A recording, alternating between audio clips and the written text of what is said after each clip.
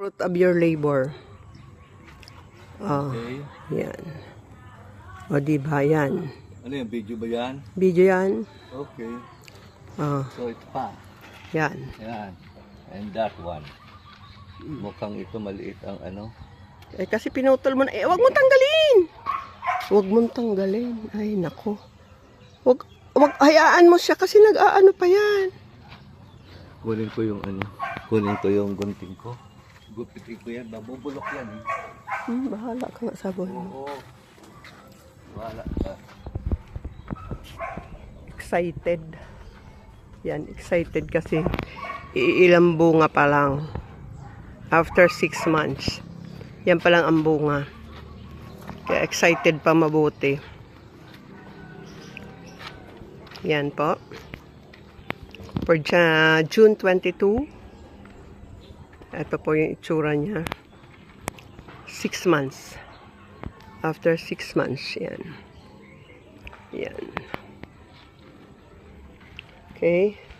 Dito medyo mahina po ang paglaki dahil sa marami siyang puno.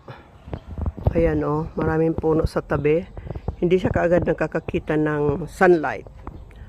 Yan. Unlike dito, eto, 8 o'clock pa lang, may sunlight na po siya. So, pwede nating i-conclude na ang dragon fruit ay gusto niya ang direct sunlight from sunrise to sunset. Yan. Doon po sa unang pinakita ko, hindi po siya gaanong mataba at hindi mabagal po ang kanyang growth. Yan o. Kasi marami po siyang katabing puno. Karoon na siya dito ng sunlight, direct sunlight pagdating ng 10 o'clock. Ito po yung mga direct sunlight oh. See?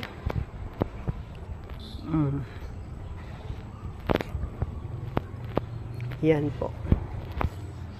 See? Mga direct sunlight po yan.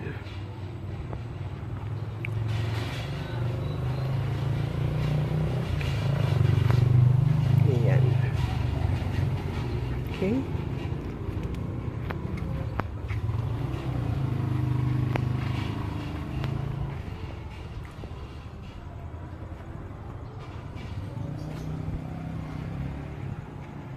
Yan po mga grapes. Gusto rin po nila direct sunlight. Kaya nga punta tayo rito. Anong gagawin na naman? Lalagyan ko na yung ano, yung kasi na maliliit pataas. Yan po.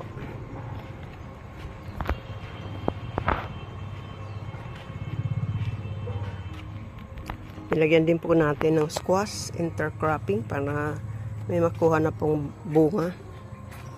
While waiting for the grapes. Ayan, ang dami pong ladybug. Ayan. Ayun, iisa lang po nakuha ko. Nagliparan.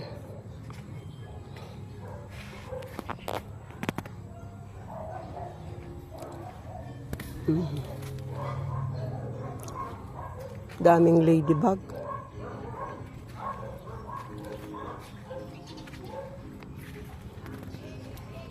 Okay. Yan.